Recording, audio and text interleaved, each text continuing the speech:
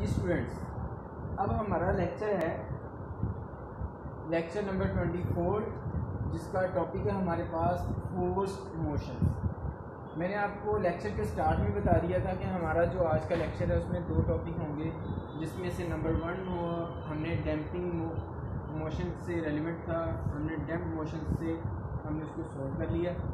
अब सेकंड जो आपका टॉपिक है वो है फोर्स मोशन। ठीक है, फोर्स मोशन में आपको मैं एक चीज़ बताता चलूँ कि डैम्प मोशन में एक्सटर्नल फोर्स यूज़ नहीं हो रही, ठीक है, लेकिन यहाँ पर फोर्स मोशन में एक्सटर्नल फोर्स भी यूज़ हो रही है। बाकी तीनों फोर्स तो इसमें यूज़ हो ही रही हैं, लेकिन एक एक्स्ट्रा जिसमें फोर्स आ गई है वो है एक्सटर्नल फोर्स। ठीक है, जब हम एक्सटर्नल फोर्स के साथ हम इसको अब एफ ऑफ टी जो इसमें लिया गया है वो एक्सटर्नल फोर्स है। ठीक है, बाकी सब वैसे के वैसे इक्वेशन है जो डैम्प मोशन में हमने यूज़ की। अब इसमें जस्ट एफ ऑफ टी का इजाफा हो रहा है। ठीक है, अब इसमें same as it is Hooke's law की हम बात करते हैं। ठीक है, हुक्स लॉ जब इसमें पुट करते हैं तो हमारे पास फर्दर ये इक्वेशन आ जाती है। ठीक है, जब इस इक्वेशन को मज़ीद रीअरेंज करते हैं तो हमारे पास ये इक्वेशन आ जाती है। ठीक है, अब इस इक्वेशन में हमने जो नाम है वो देने होते हैं कॉन्स्टेंट। ठीक है, जब जो कि हमारी अलजेब्राइक एक्सप्रेशंस की आसानी के लिए, कन्वीनियंट के लिए हम उन्हें नाम दे देते हैं। बीटा बाई 2m को हम 2 लैम्बडा का नाम देते हैं। ठीक है, और k बाई m को हम ओमेगा स्क्वायर का नाम देते हैं, और f of t by m ये स्मॉल f ऑफ t है, कोई फंक्शन है यहाँ पे। ठीक है, ओवर m है तो हम इसको कैपिटल F ऑफ t का नाम देते हैं। तो हमारे पास अब ये इक्वेशन है। आपको ये बताता चलूँ कि जो डैम्प मोशन में इक्वेशन बनी थी, डिफरेंशियल इक्वेशन, वो थी होमोजीनियस इक्वेशन, जबकि यहाँ पे फोर्स मोशन में नॉन होमोजीनियस इक्वेशन बन चुकी है। ठीक है, अब इसको हमने सॉल्व भी नॉन होमोजीनियस इक्वेशन की तरह करना है कि सबसे पहले हम इसका कम्प्लीमेंट्री सोल्यूशन निकालते हैं और फिर इसके बाद हम पार्टिकुलर इंटीग्रल सोल्यूशन इसका निकालते हैं, पार्टिकुलर सोल्यूशन निकालते हैं। ठीक है, फिर उन दोनों को हम ऐड कर देते हैं तो हमारे पास जनरल सोल्यूशन आ जाता है। इसमें हम सोल्यूशन इस तरह पाएंगे।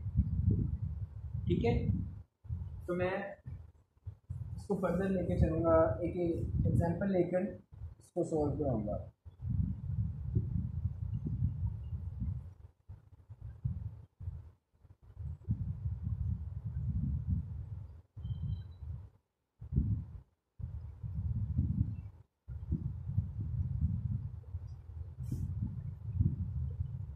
इसमें स्टूडेंट्स अगर आपसे कहा जाए कि इंटरप्रेट भी करें, तो फिर आपने क्या करना है कि ये जो हमारे पास डाटा है इसके अकॉर्डिंगली आपने बताना है कि जहाँ भी जो वैल्यू आ रही है, मिसाल के तौर पर मास है तो इससे हम प्रीवियस इक्वेशन में चले जाए, मास यहाँ पे डबल डेरिवेटिव के साथ जो भी यहाँ पे फिगर आ रही है वो मास को यहाँ पे शो करें।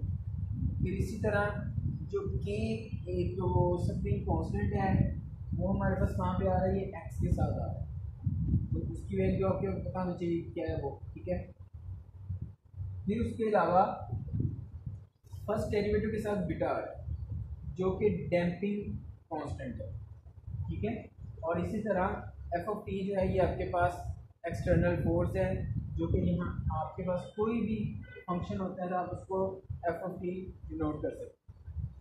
मिसाल के तौर पर एक क्वेश्चन है 1/5 D square x by D T square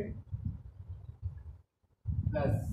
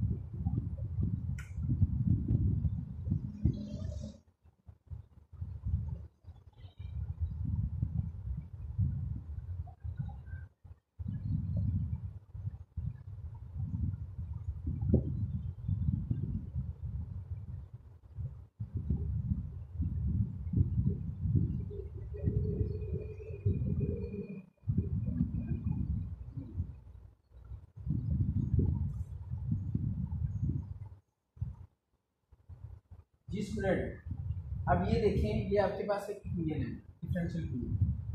अब इसको जब आप, मैं आपको ये इक्वेशन भी बना दूंगा,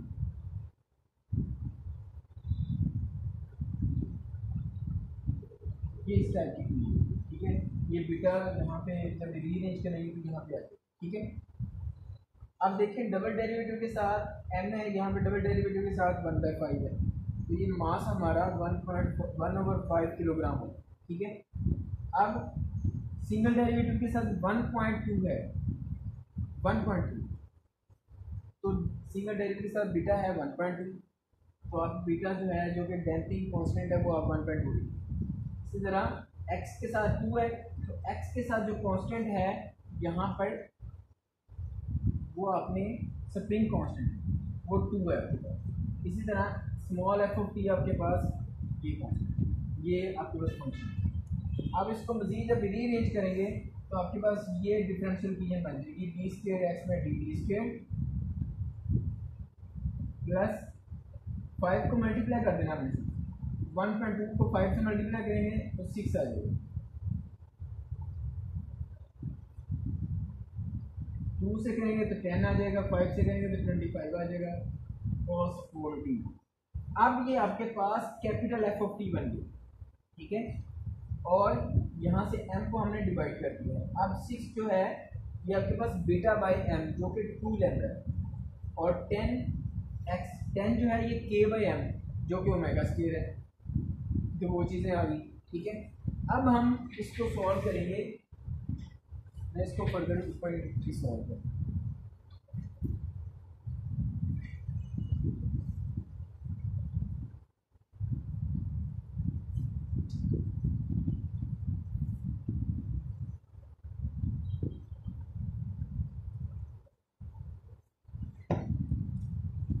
अब आप ये देखें कि आपके पास किस टाइप की इक्वेशन बन गई, d² जब ऑपरेटर यूज करेंगे 6d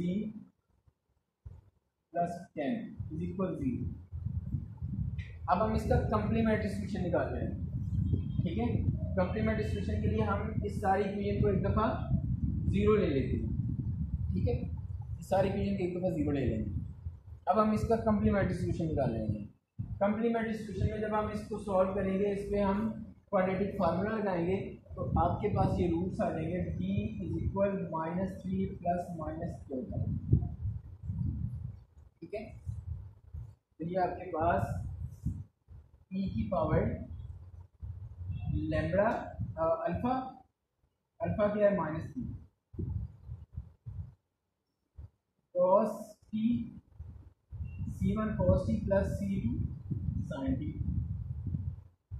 क्योंकि यहाँ पे आपके पास 1 है, 1t वो ये ही जाएगा। ये आपके पास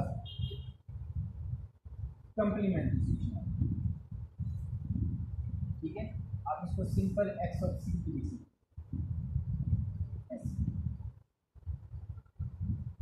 ठीक है। ये कंप्लीमेंट्री सॉल्यूशन आ गया। अब हम इसका पार्टिकुलर सॉल्यूशन लेंगे, उसके लिए हम इसको अनडिटरमिनेड कोएफिशिएंट से हम इसको सॉल्व करेंगे। तो हम सबसे पहले x ऑफ t जो है हम सपोज कर लेंगे,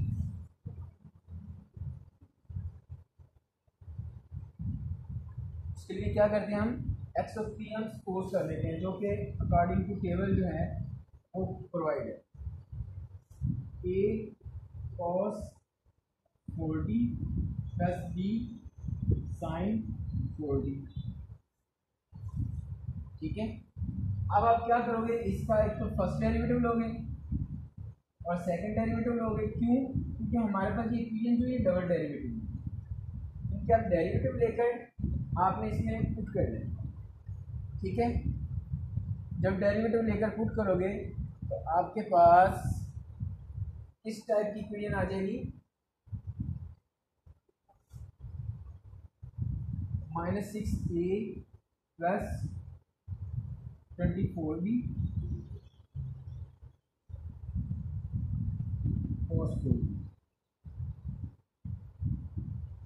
plus -24a -6b sin 4b is equal. अब इज इक्वल में हमारे पास क्या चीज़ है, ये है 25 cos 4t। अब यहाँ से हम इक्वेशन को कंपैरिजन करेंगे। cos 4t है, cos 4t है, तो इसके साथ 25 है, तो यहाँ पे cos 4t के साथ जो भी यहाँ पे कांस्टेंट आ रहे हैं वो सारे के सारे 25 के इक्वल। वहाँ पे साइन नहीं है लेकिन यहाँ पे साइन है, तो हम साइन के साथ 0 सपोज करेंगे। तो यहाँ पे फिर हम ये जो साइन के साथ कांस्टेंट आ रहे हैं इसको 0 पुट करें। मैं एक दो फिर रिपीट कर देता हूँ। इस इक्वेशन को हम कैसे सॉल्व करेंगे, हमने कंपेयर करने हैं इनके कोफिशिएंट। cos 4t के साथ जो उसका कोफिशिएंट है जो कि कांस्टेंट है, यहाँ पे cos 4t के साथ जो कोफिशिएंट है, इन दोनों को हमने इक्वल की सूरत में यहाँ पे कंपेयर करना है। अब आपके पास क्या आ जाएंगे, -6a + 24b इज इक्वल 25, और ये -24a -6b इज इक्वल 0, क्योंकि साइन के साथ 0 है। तो यहाँ से आपने a और b की वैल्यूज पुट करनी, फाइंड करनी।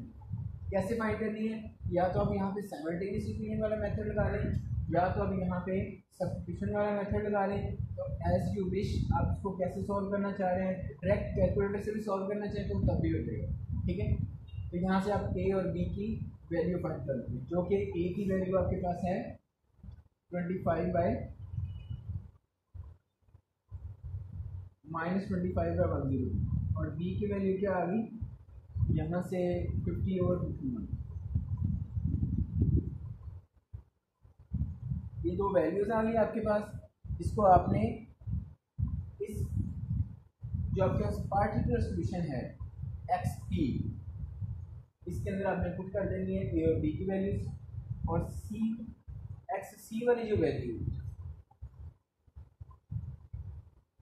इन दोनों को आपने ऐड कर देना तो जनरल सोल्यूशन है।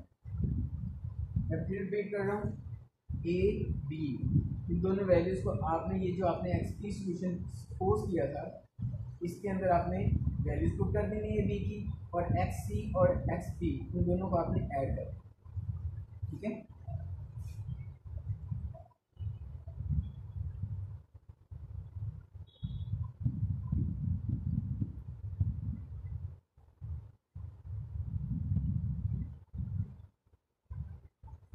अब अगर आपने ऐड करने के बाद आप C1 और C2 की वैल्यूज भी निकालना चाहें तब भी निकाल सकते हैं। आप C1 C2 की वैल्यूज यहां से निकाल सकते हैं, ठीक है। उसके लिए इनिशियल कंडीशंस आपको लगानी पड़ेंगी, जो कि एक्सट्रीमा के तौर पे हमने यूज़ किया था कि हम इसका अगर डेरिवेटिव ले लें इस सोल्यूशन का, डेरिवेटिव लेने के बाद हम उसको इक्वल टू 0 पुट करें तो हमारे पास एक t टाइम आ जाएगा, ठीक है। लेकिन यहाँ पे हमारे पास कांस्टेंट है, वो कांस्टेंट आ जाएगा, ठीक है।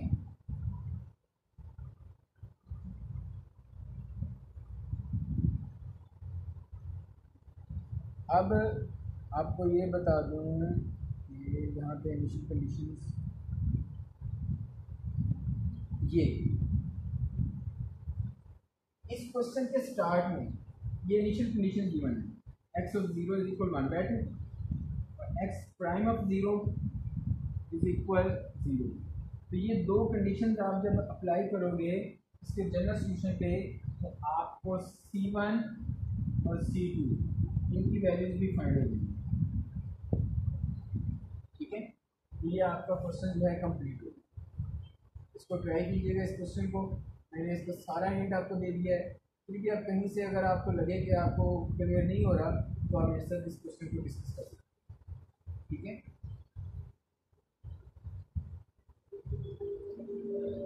जी ये मैंने एक एग्जांपल आपको करवा दी, ठीक है। इसी तरह से हमारे पास कंप्लीमेंट्री और पार्टिकुलर ये दो सोल्यूशन हैं। अब एक आपका टॉपिक है transient and steady state terms, transient and steady state terms, ये दो टर्म्स हैं। आपने क्या काम करना है, ट्रांजिएंट सॉल्यूशन फाइंड करना है और स्टेडी स्टेट सॉल्यूशन फाइंड करना है, फिर उन दोनों को ऐड कर देना है, तो वो ये उनका जनरल सॉल्यूशन आ जाएगा। तो ट्रांजिएंट सॉल्यूशन हमने कैसे फाइंड करना है, उसके लिए जो हमारे पास कंप्लीमेंट्री सॉल्यूशन है उस पर हमने एक्स को अप्रोचेस टू अफिनिटी अप्लाई करना है, ठीक है। तो ये हमारे पास एक ट्रांजिएंट सॉल्यूशन आ जाएगा, सही है। फिर इसी तरह से आपके पास फिर जनरल सॉल्यूशन जो है उसके अकॉर्डिंगली होगा, ठीक है।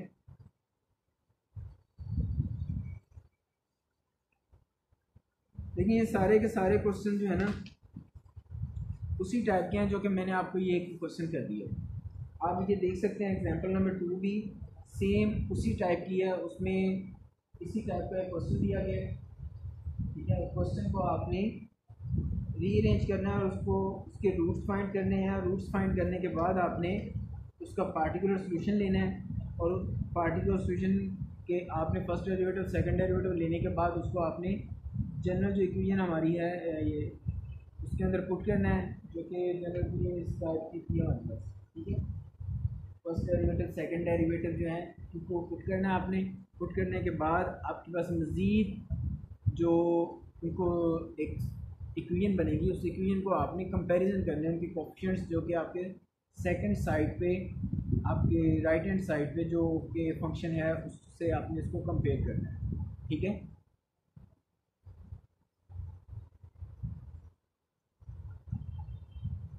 कंपेयर करने के बाद आपके पास ए और बी की वैल्यूज़ आ जाएंगी, ठीक है। और ए और बी की वैल्यूज़ आपने पार्टिकुलर सॉल्यूशन में पुट करनी है।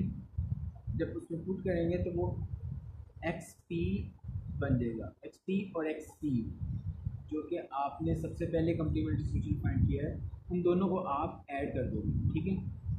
ऐड कर दोगे जनरल सॉल्यूशन। अब हम मज़ीद आप उसमें से C1 C2 की वैल्यूज़ फाइंड करना चाह रहे हैं, तो जो आपके पास इनिशियल कंडीशंस प्रोवाइड की गई हैं आप वो इनिशियल कंडीशन अप्लाई करते हुए आप वहाँ से C1 और C2 की वैल्यूज़ भी फाइंड कर सकते हैं। फाइंड करने के बाद आप उसी सोल्यूशन में C1 C2 की वैल्यू पुट कर दें, तो ये आपके पास जो है एक्चुअल सोल्यूशन जो है ये आपके पास प्रोवाइड होगी, ठीक है।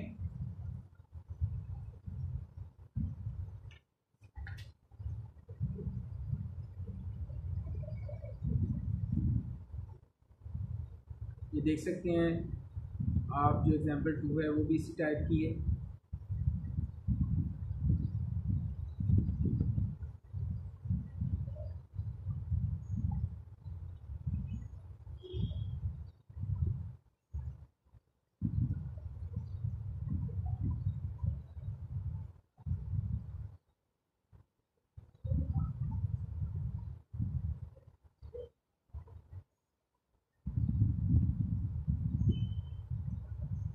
अच्छा, जो मैंने बात की है आपको ट्रांजिएंट टर्म और एक और टर्म थी, एक ट्रांजिएंट टर्म है दूसरी स्टेडी स्टेट टर्म है। तो उसके लिए आपने क्या करना है, आप देख सकते हैं कि C1 और C2 की जब आप वैल्यूज़ फाइंड करते हैं उसमें से कोई कांस्टेंट अगर ज़ीरो हो जाए तो वो ज़ीरो रहेगा, बाकी आपने आपके पास फाइनल सोल्यूशन आपके पास इस टाइप का आ जाए, ठीक है। फाइनल सोल्यूशन आपके पास इस टाइप का है, ठीक है। अब इसमें जो ट्रांजिएंट टर्म है वो e⁻t sin t है और जो स्टेडी स्टेट है वो 2 sin t है, ठीक है। आप देख सकते हैं कि जो पार्टिकुलर सोल्यूशन वाली टर्म है वो आपके पास स्टेडी स्टेट टर्म है और जो आपके पास कंप्लीमेंट्री सोल्यूशन वाली टर्म जो है जो रिमेनिंग बची आपके पास वो आपके पास ट्रांजिएंट टर्म है। तो आप इन दोनों को आप इस तरह भी ले सकते हैं कि जो पार्टिकुलर सोल्यूशन वाली टर्म है और जो कंप्लीमेंट्री सोल्यूशन वाली टर्म है आफ्टर अप्लाइंग आप उसके अंदर जब इनिशियल कंडीशन पुट करते हैं तो C1 C2 की वैल्यूज़ आ जाती हैं, तो वो अप्लाई करने के बाद जो आपके पास कंप्लीमेंट्री सोल्यूशन की टर्म बचती है वो टर्म आपके पास ट्रांजिएंट टर्म कहलाएगी और जो पार्टिकुलर सोल्यूशन की टर्म जो बचती है आपके पास, क्योंकि उसमें तो C1 C2 की वैल्यूज़ है ही नहीं, उसमें A B की वैल्यूज़ वो तो आपने पहले ही फाइंड कर चुके हैं, तो वो स्टेडी स्टेट टर्म कहलाए, ठीक है। अब इसी तरह ये रेलिवेंट ये एग्जांपल्स हैं, स्टूडेंट्स ये एग्जांपल्स आपने सॉल्व करनी है। अब ये इलेक्ट्रिक सर्किट, ये भी उसी टाइप की आप देख सकते हैं कि इक्वेशन है, डिफरेंशियल इक्वेशन, ठीक है।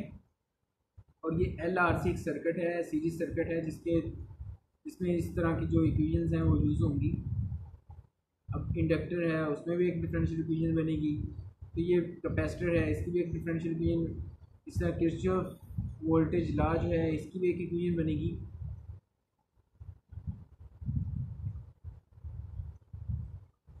तो यहाँ पे हम फिर इसकी एक डिफरेंशियल इक्वेशन बनाएंगे, VL, VR और VC। जब हम इन तीनों का सम लेते हैं तो ये सोर्स वोल्टेज के इक्वल आ जाता है। तो VL क्या हमारे पास, ये है LdI/dt, जो कि ये हमने यहाँ से इंडक्टर से V की वैल्यू फाइंड की हुई है, ठीक है। क्योंकि इसी तरह VR है तो इसकी टर्म है IR, जो कि V = IR। ये एक ओहम लॉ होता है, ठीक है। उस लॉ के अकॉर्डिंगली फिर ये जो है V = IR जो है ये एक थ्योरम बन जाता है, इसको ओहम लॉ भी बोलते हैं, V = IR, ठीक है। तो इसमें जो आपके पास तीन टर्म्स हैं, VR, VL और एक VC है, जो कि कैपेसिटर में आता है। VC क्या है, Q/C। तो ये तीन चीज़ें जो हैं आपके पास यहाँ पे मिलकर ये एक डिफरेंशियल इक्वेशन बनेंगी। LRC एक तो रेजिस्टर है,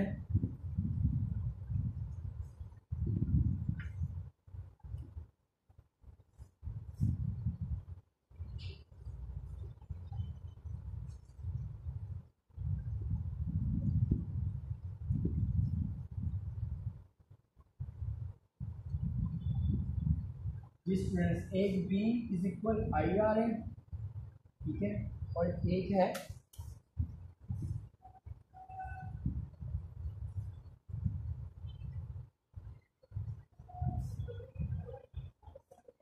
B डायरेक्टली प्रोपोर्शनल DI/dt। जब आपको इसको इक्वल के फॉर्म में लेके आएंगे तो यहाँ पे एक कांस्टेंट आएगा, ये B = LdI/dt,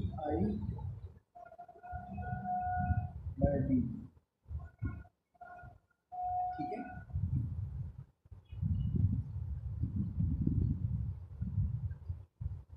और एक है कैपेसिटर,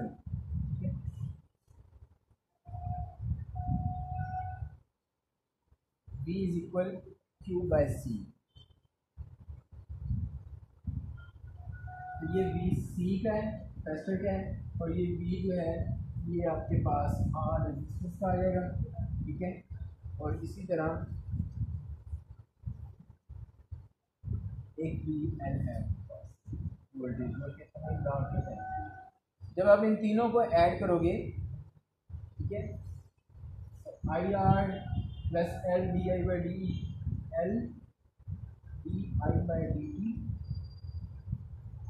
प्लस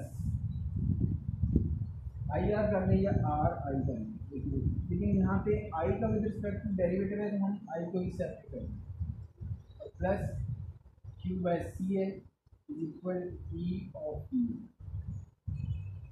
ये तीन इक्वेशंस आपके पास, कैपेसिटर, रेजिस्टेंस, उनसे हमने ये टर्म्स ली, इनकी एक एक डिफरेंशियल इक्वेशन हमने, ठीक है। अब आपको ये बता दूं, I = जो है करंट, वो dQ/dt को रिप्रेजेंट करता है, electric current. I = dQ/dt। Charge with respect to time, ठीक है, चार्ज का जो रेट ऑफ चेंज है वो आपके पास करंट है। L ये हो जाएगा d²Q/dt² plus R dQ/dt plus Q/C = E of T, ठीक है। ये चीज़ बन जाएगी आपके पास। अब ये देखिए, ये उसी टाइप की एक इक्वेशन बन गई है, एक नॉन होमोजीनियस इक्वेशन आपके पास बन चुकी है।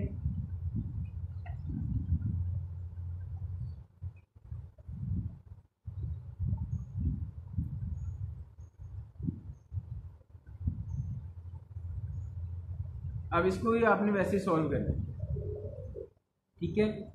अब आप इसके रियल एंड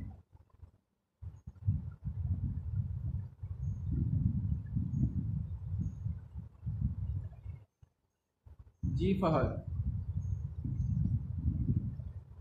अस्सलाम वालेकुम। जी जी फहद,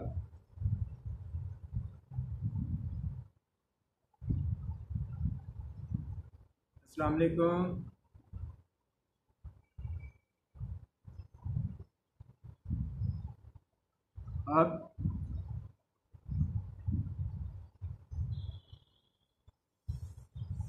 अब आइए, अब आ रही है, अब आ रही है आवाज़।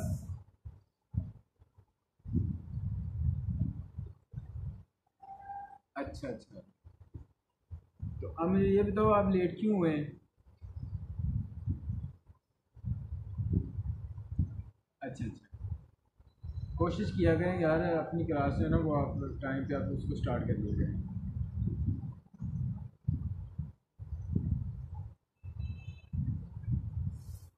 सही सही।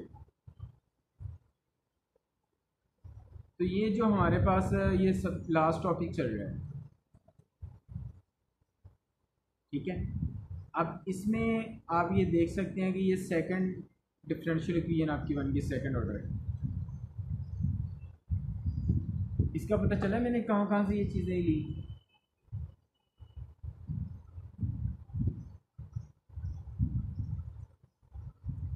V is equal I R जो कि ओहम लॉ है हमारा, ठीक है। एक सेकंड जो है वो एक लॉ है जो कि voltage D I by D T के डायरेक्टली प्रोपोर्शनल होती है। जो करंट के अंदर चेंज आ रहा होता है वोल्टेज उसके डायरेक्टली प्रोपोर्शनल है। आप देखते हैं कि जो आपका करंट जो जितना ज़्यादा घर में यूटिलाइज होगा आपके वोल्टेज भी उतने ज़्यादा ही यूटिलाइज होंगे, ठीक है। अब इसी तरह थर्ड वन जो है वो कैपेसिटर की टर्म है V is equal Q by C. ये जो थर्ड मैंने आपको V is equal Q by C, जो इसमें Q कॉलम है। अब Q जो है चार्ज जो है वो डायरेक्टली प्रोपोर्शनल है C के, ठीक है, कैपेसिटर की। जो इसमें चार्ज है वो डायरेक्टली प्रोपोर्शनल है Q जो है वो कैपेसिटर के डायरेक्टली प्रोपोर्शनल है। यहाँ से फिर हमने V की ये टर्म निकाली, ठीक है। V is equal Q by C आ गया। इसी तरह एक किरचॉफ सेकंड लॉ है, इसके अकॉर्डिंगली ये होता है कि जितने भी वोल्टेज ड्रॉप हो रहे हैं ना उन सब का आप सम लें, ठीक है।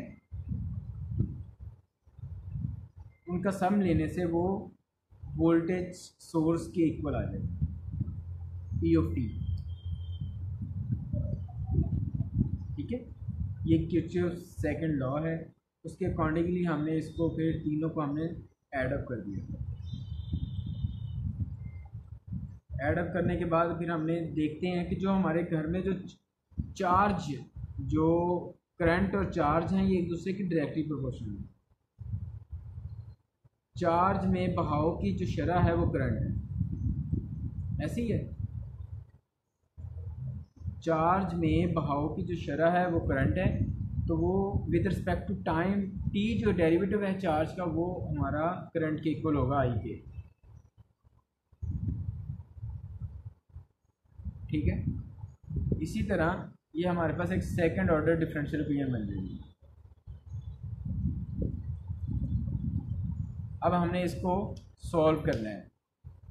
सॉल्व क्या कैसे करेंगे? वैसे ही करेंगे जो हमारे पास वो डी स्केयर वाली हम ऑपरेटर यूज़ करते हैं ना, कैपिटल डी स्केयर वाला, वो आप टर्म यहाँ पे यूज़ करें, या आप एम भी यूज़ कर सकते हैं यहाँ पे, ठीक है। एम भी यूज़ कर सकते हैं, कैपिटल डी भी यूज़ कर सकते हैं। तो ये आपके पास फिर फर्दर ये इक्वेशन आ जाएगी।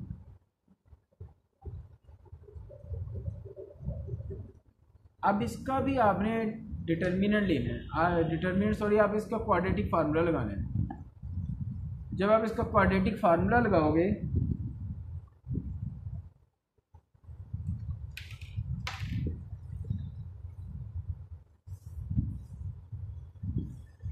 L D square plus R D plus 1/c।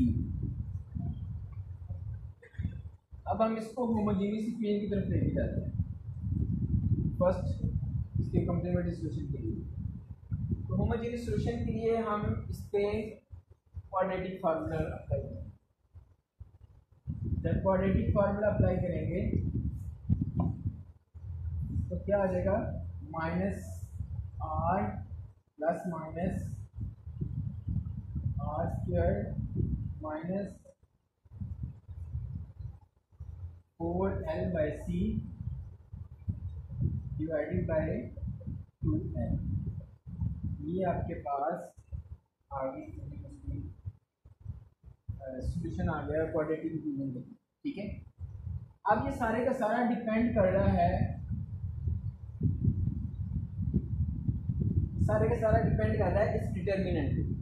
तो डिटर्मिनेंट के हम 3 केस बनाएंगे, R square minus 4l/c greater than 0, R square minus 4l/c is equal 0 और आर स्क्वायर माइनस 4l/c जो है लेस देन 0। ये 3 केस हम बनाएंगे।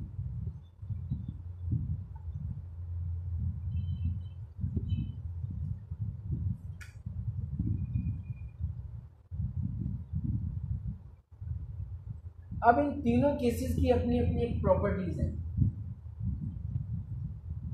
अगर आपके पास ये रियल एंड डिस्टिंक्ट रूट्स आते हैं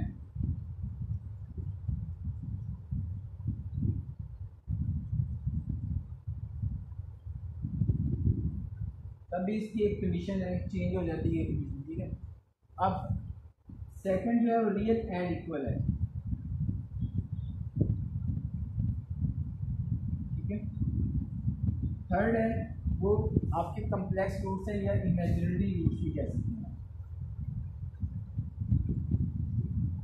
अगर तो रियल एंड डिस्टेंस है तो इसका मतलब ये है कि circuit is said to be critically damped.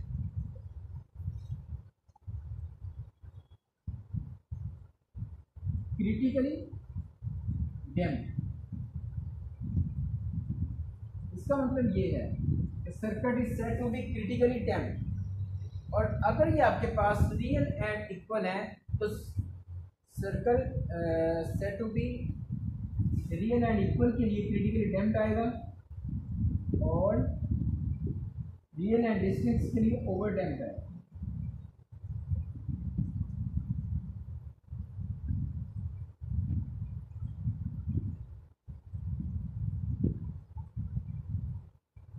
ठीक है, रियल एंड डिस्टेंस के लिए ओवर डैम्प्ड आएगा और रियल एंड इक्वल के लिए ये क्रिटिकली डैम्प्ड आएगा। ठीक है, और अगर ये कम्प्लेक्स रूट है तो circuit is said to be under damped.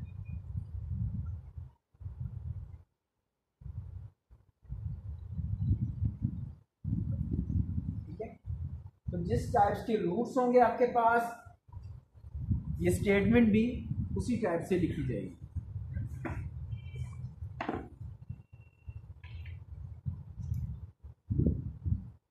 जी फहद, ये क्लियर हुआ?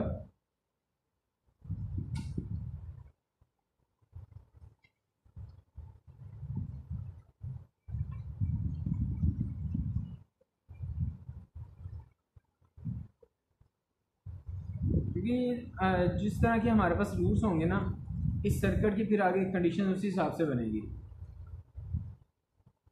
ठीक है, अब ये देखें, ये वो आपके पास रूट्स हैं जो कि मैंने आपको क्वाड्रेटिक फार्मूला बना के ऊपर दिखाया सबसे पहले। ठीक है, अब इसका जो फैक्टर है वो इस टाइप का बनेगा। अगर नॉन होमोजेनियस लेते हैं तो इसका फैक्टर इस टाइप का बनेगा। ठीक है, जो कि इंटीग्रल फैक्टर की बात हम करते हैं। तो ये आपका लेक्चर नंबर 24 एंड हो गया। 25th में जस्ट आपकी एग्जांपल्स हैं। अब ये देखें कि इसमें वो इसी सर्किट इक्वेशन को क्या कर रहा है, होमोजीनियस बना रहा है। ठीक है, इसी सर्किट को उसने होमोजीनियस बनाया है और उसको फिर सॉल्व किया फर्दर। तो करंट इन द सर्किट उसने ये फाइंड कर लिया। बहुत आसान एग्जांपल्स हैं।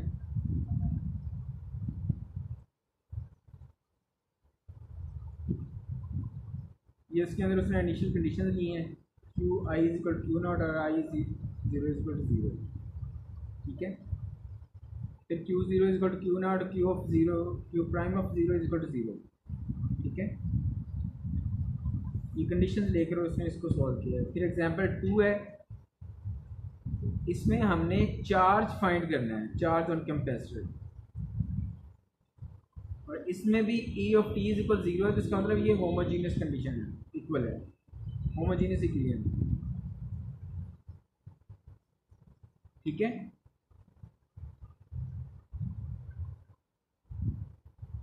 ये एग्जांपल्स हैं, ये आपने सॉल्व करनी है। ये जो एग्जांपल 3 है ये होमोजीनियस नहीं रही, क्योंकि ई ऑफ टी उसने आपको एक फंक्शन दे दिया है।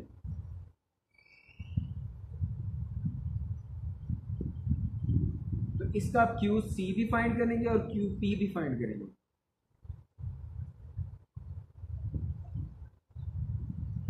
ठीक है, फिर आगे जो है उससे रेलिवेंट एग्जांपल्स हैं, एक्सरसाइज के क्वेश्चन हैं।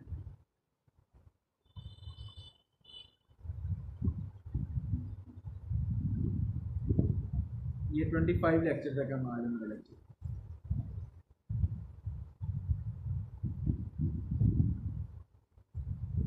26 इंशाल्लाह हम नेक्स्ट लेक्चर से स्टार्ट करेंगे। तो नेक्स्ट टाइम आपने कोशिश करनी है कि आपने ना 9 बजे से पहले ही आपने ऑनलाइन हो जाना है।